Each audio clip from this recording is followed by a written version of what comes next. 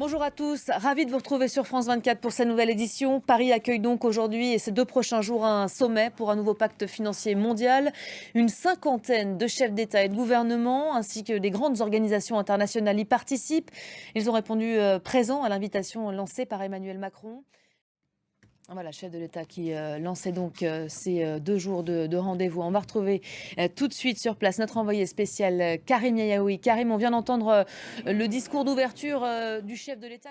Merci beaucoup Karim, qu'on retrouvera évidemment sur place, mobilisé pour nous hein, toute la journée. Emmanuel Macron, grand architecte, vous l'auriez compris, de ce sommet. Marina Bertsch, bonjour. Bonjour. Spécialiste des questions environnementales, le chef de l'État qui finalement endosse aujourd'hui son costume préféré, celui de chef d'orchestre du climat. Oui, tout à fait. Après le One Planet Summit, le One Ocean Summit, eh bien, Emmanuel Macron réunit les grands de la finance. On suivra l'issue évidemment attentivement. Merci beaucoup Marina, qu'on va retrouver tout au long de la journée. Sachez aussi qu'à l'occasion de ce sommet, Emmanuel Macron sera demain l'invité exceptionnel de France 24, RFI et France Info.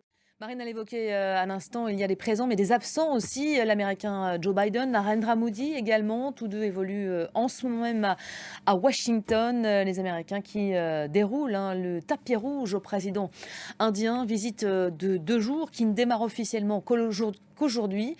Déjà, plusieurs temps forts étaient programmés ces dernières heures. Le point en image avec Julien Cheida. Voilà pour cette séquence donc plus officielle qui va se dérouler aujourd'hui. Armelle Charrier, bonjour. On décrypte ensemble évidemment les enjeux de ce déplacement.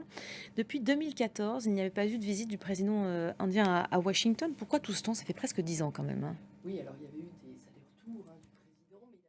Merci beaucoup Armelle pour le décryptage. Donc on suivra évidemment avec beaucoup d'attention ces différents temps forts prévus aujourd'hui. Une question que les Américains se posent notamment, mais le monde entier aussi. Où se trouve Titan? Le sous-marin parti explorer l'épave du Titanic avec à son bord 5 personnes est toujours porté disparu. Hier, des sons ont été captés sous l'eau, mais les recherches menées depuis dans la zone n'ont rien donné. Il faut faire vite, les heures des passagers du submersible étant comptées. Les explications avec Mathieu Boisseau.